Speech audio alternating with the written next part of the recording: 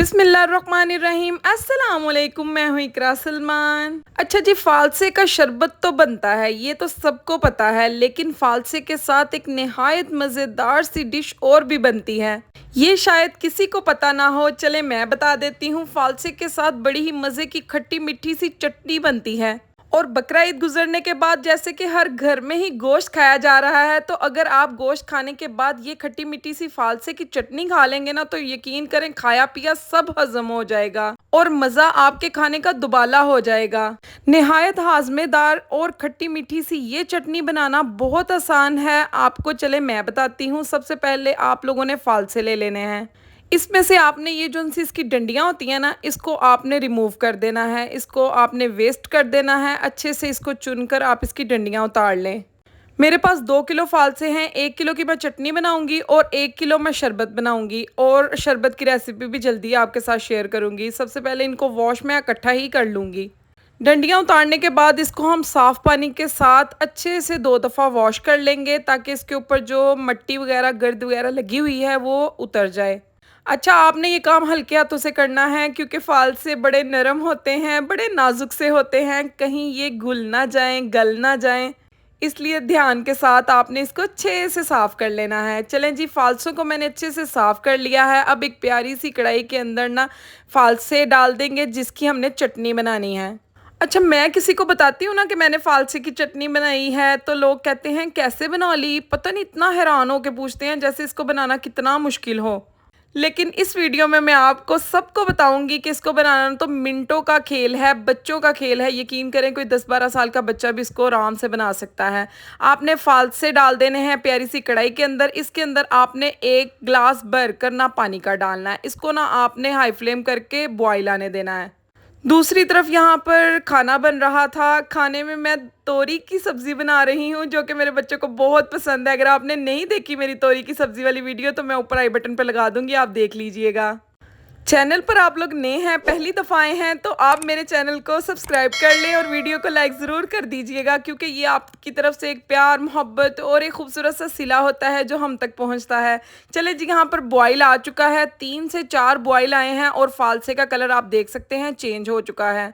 इसके बाद हम इसके अंदर चीनी ऐड कर देंगे। चीनी कितनी ऐड करनी है, 1 किलो फालसा है तो तकरीबन आधा किलो चीनी मैंने पहले ऐड की है, और फिर बाद में हम देख लेंगे आगे चलकर, अगर कम लगी तो मज़ीद ऐड कर देंगे। वैसे मुझे लगता है कि आधा किलो चीनी बिल्कुल ठीक रहेगी।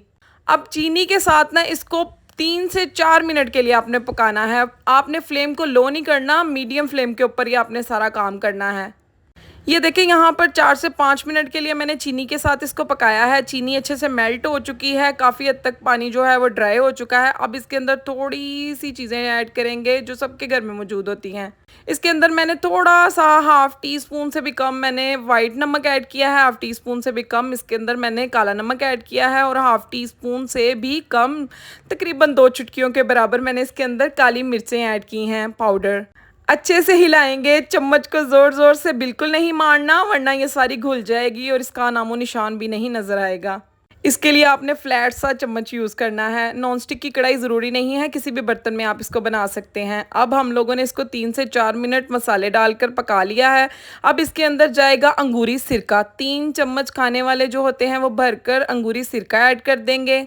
अच्छा जी, अंगूरी सिरका इसकी शेल्फ़ लाइफ को बढ़ाएगा। 2-3 माह आप इसको नीचे फ्रिज में रख कर यूज़ कर सकते हैं, इसको कुछ नहीं होगा, इसका कोई टेस्ट ख़राब नहीं होगा। उसके बाद हम इसके अंदर वाइट सिरका ऐड करेंगे, विनेगर ऐड कर देंगे। विनेगर भी हम इसके अंदर 2 टेबलस्पून भर कर ऐड कर देंगे। अंगूरी सिरका और वाइट सिरका जो है, दोनों चीज़ें इसके टेस्ट को ख़राब नहीं होने देंगी और लंबे अरसे तक इसको महफूज करने में मदद करेंगी। चलें जी, ये काम आपने बिल्कुल एंड पर करना है। सिरके डालने के बाद आपने इसको 3 से 4 मिनट ही बस पकाना है। और यहाँ पर आप देख सकते हैं काफ़ी हद तक जो इसका शीरा है वो ड्राई हो चुका है। कोई 1 तार 2 तार किसी चीज़ की देखने की ज़रूरत नहीं। जैसे ये हल्का हल्का इसके अंदर शीरा होगा ना, आपने फ्लेम को बंद कर देना है। अब इसको मुकम्मल तौर पर ठंडा कर लें, क्योंकि ये ठंडा होने के बाद मज़ीद गाढ़ी हो जाएगी।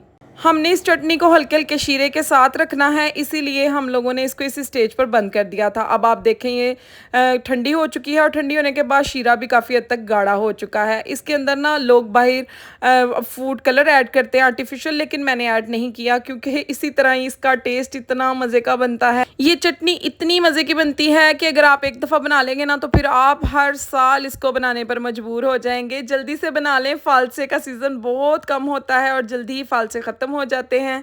मेरे ना अब्बू आए थे तो मैंने ये चटनी बनाई हुई थी। मैंने उनको एक दफ़ा खिला दी और अगली दफ़ा जब वो आए ना तो मुझे बार-बार पूछ रहे थे चटनी है? मैंने कहा वो तो ख़त्म हो गई है।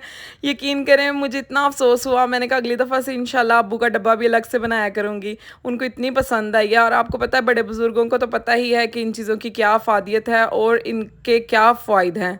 निहायत लज़ीज़, निहायत मज़ेदार सी ये खट्टी-मीठी फ़ालसे की चटनी बनाएँ और मुझे दुआओं में याद रखिएगा। इजाज़त चाहती हूँ। अल्लाह हाफ़िज़।